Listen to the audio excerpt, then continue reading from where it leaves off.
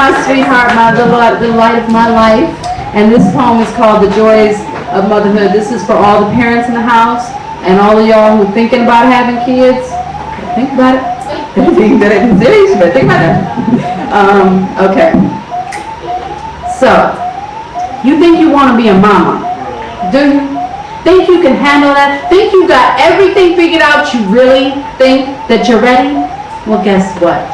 Think again. Because despite what you think, being someone's mama isn't all it's cracked up to be. As a matter of fact, you have to be pretty cracked in the head to even want the position. This is a low-wage, few perks, no hazard-pay kind of job, and just when you think you got everything figured out, that's when you're introduced to 3 a.m. wake-up calls, unexplainable attitude shifts, mess hall mutiny, and shit bombs so toxic they give no quarter to Pampers, Wet Ones, A&D, Dexatin, or even a tired, overworked skeptic such as yourself. So what the hell were you thinking? Thought motherhood was the missing link? That constant connection to fill the void in your life? What life? You no longer have one. Movies at night with your girls? Are you kidding? Your life has now become surround sound in the form of 4 walls, no windows, 1 locked door, an amplified orchestra theme music in the background, reminiscent of the Trojan War. And don't give me that blank look like you don't know what I'm talking about. Even you can now see the comparison. Blessing in disguise? I think not. Bundle of joy? Here, right. It'll be a bundle, all right. Bundle of nerves, frayed tension, low sleep, no tolerance, and fuck it. You can't take it anymore, so why even bother? Got you wondering why you even agreed to do this. Hell, even got you contemplating murder. Just this once.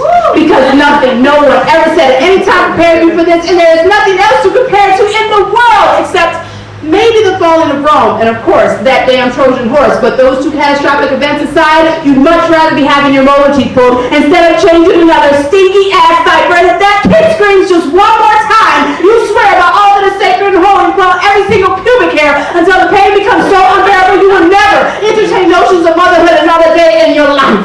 And then, when every single frustration known to man, God, and the devil himself has been rained down upon your head, when you have screamed so loud that your windpipes have burst and that kid is still louder than you, when that final shred of sanity has snapped and the ricochet has cracked your back just when you think you have met your match,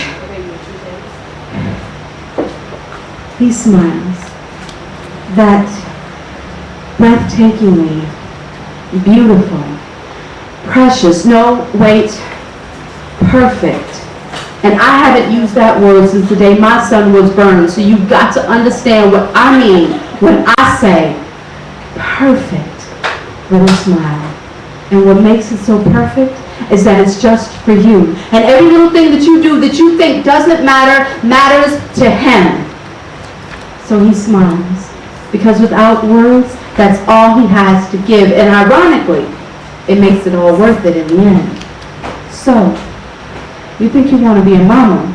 Yeah. Do you?